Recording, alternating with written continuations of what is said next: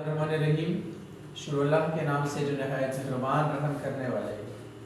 یار عزیزو، ہم ساتھیو، آج کا جو ہمارا کورس ہے وہ ہے ٹھنڈا میٹھا پانی کے افسانوی مجموعہ۔ یہ ٹھنڈا میٹھا پانی خدیجہ مسرور کی وہ افسانوی مجموعہ ہے جس میں 9 افسانے ہیں، اور ہم اس پہ بات کرتے ہیں کہ اس میں تانیثیت کیا ہے۔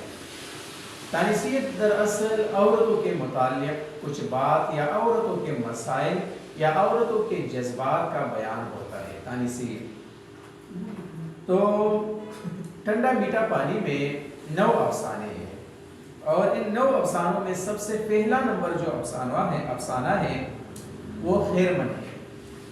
خیرمن یہ خدیجہ مسرور کی لکھی ہوئی اس افسانے کی بیان ہے جس میں شادی کے مسائل کا بیان ہوا ہے، اور دوسری طور پر عورتوں کے ساتھ معاشرے میں کی جانے والی نامناسب سلوک کا اس میں بیان ہے، اور پھر عورتوں کی بنیادی ضروریات اور بنیادی مسائل کا بھی یہاں پر بحث ہوا ہے۔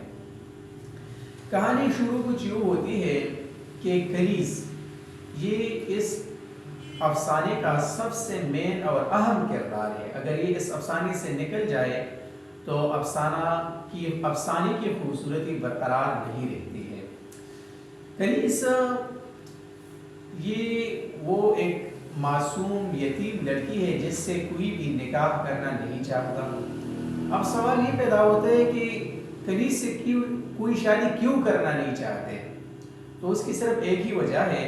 وجہ یہ ہے کہ کنیز یتیم ہے، اس کے والد محترم وفات پا چکے ہیں، اور وہ گھر میں اکیلی رہتی ہے اپنی اماں کے ساتھ۔ وہ اپنی اماں کے ساتھ گھر پہ رہتی ہے، مالی حالت ان کی کچھ ناساز ہے، تبھی ان سے کوئی شادی اس لیے کرنا نہیں چاہتے کہ یہ لوگ ہمیں جہیز میں کیا دیں گے۔ تو یہاں پر ایک جہیز ایک لعنت ہے، یہ ایک دوسرا موضوع آتا ہے، اس پر ہم بعد میں گفتگو کریں گے، بحث کریں گے۔ لیکن کنیز سے کوئی شادی کرنے کو تیار نہیں ہے، اور پھر ان کے والد صاحب کے وفات کے بعد اس کی زندگی بہت الجھنوں میں گزر رہی ہوتی ہے۔ ایک مرتبہ ایک شخص آتا ہے جس کا نام دین محمد ہوتا ہے۔ دین محمد نے کہا کہ میں آپ سے شادی کرنا چاہتا ہوں، لیکن صرف 6 مہینوں کے لیے۔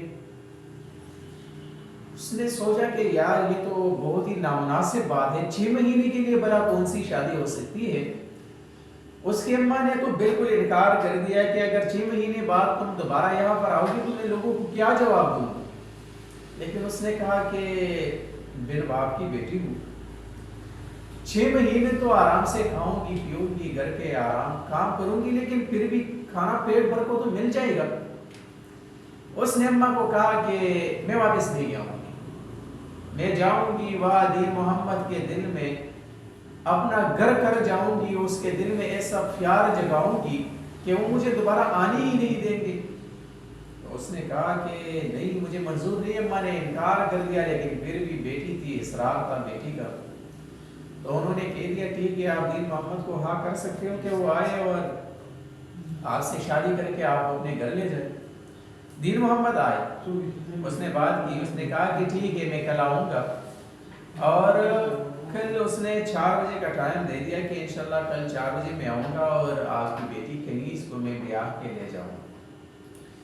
دین محمد اس شادی کے لیے 6 مہینے کے لیے شادی کیوں کرنا چاہتا تھا؟